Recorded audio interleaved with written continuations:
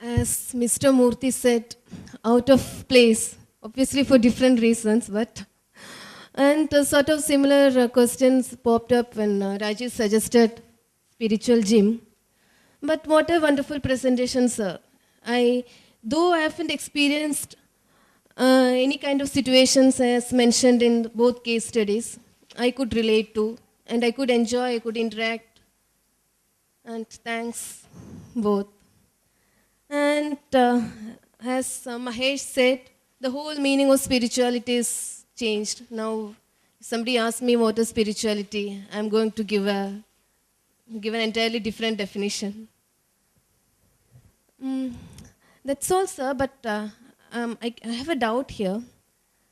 That's actually Maya's case. I'm still confused. You told live in the present, let my car go. Whatever happens, I'm not bothered. I'm not going with problems to Keshav, but with solutions I'm going. I'll be approaching Keshav with solutions. So does that mean let my subordinates go, I'm not bothered?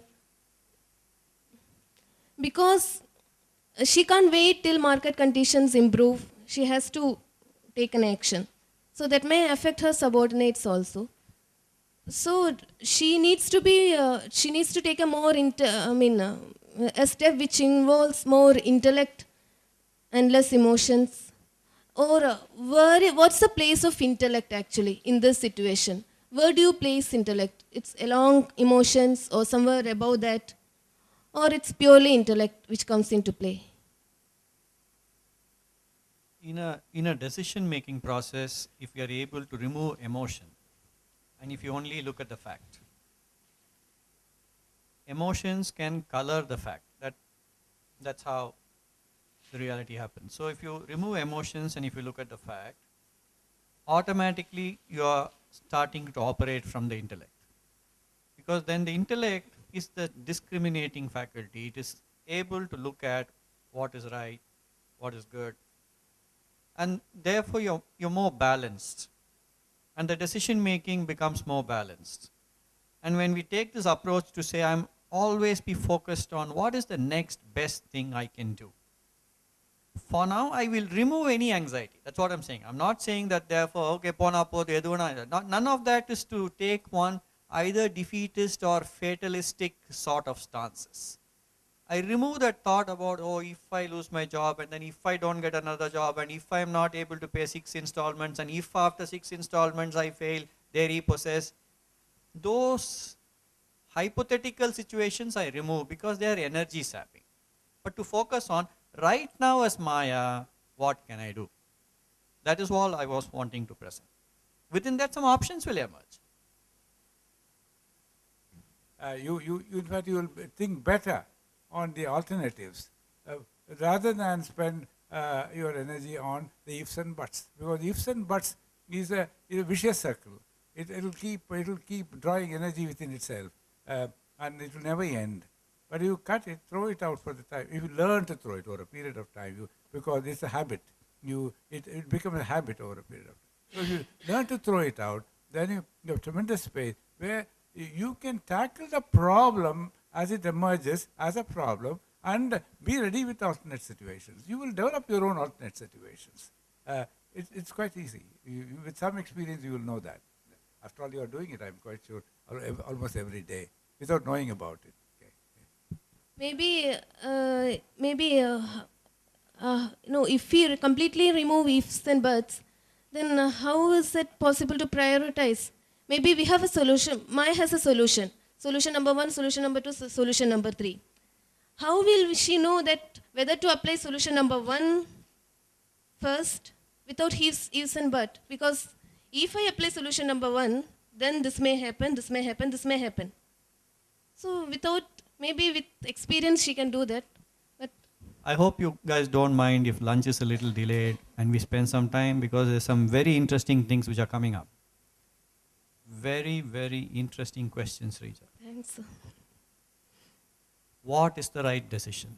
Her question is, what is the right decision? I want to present certain things which, again, all through some experience, some analysis, I go into a match. Okay, I'm the captain. I toss. I win the toss. Should I take batting or bowling? What is the right decision? Should I take batting or bowling? What do you think? So you got all these analysts telling you pitch will take turn from the 15th over. You have 3 spinners. They don't have great batsmen. Then take bowling so that we can restrict them and then we will. Okay, so I take bowling because based on analysts, based on everything, I've taken that decision. They come and hammer the bowling. They score 300 runs. Pitch is starting to take turn only when we start to bat. It was supposed to take turn from the 15th over, but it refused to listen to all the analysts. Okay, it started to take turn only when Sachin Tendulkar went to bat. We got bundled out. I as a captain, did I take the right decision or the wrong decision?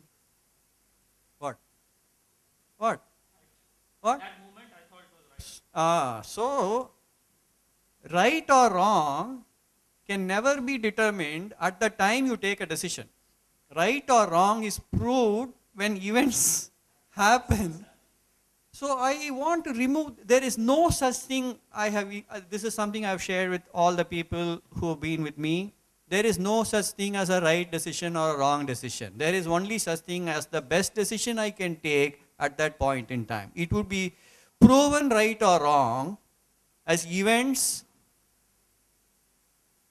happen and as things move to happen. And continuously I will move to the next best decision I can take.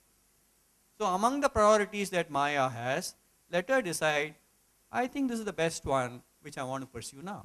If it works, fine. If it doesn't, let her move to the next. There is no such thing as a right decision or a wrong decision. There is only a best decision. The right or wrong is proven later. It's after the fact in terms of something.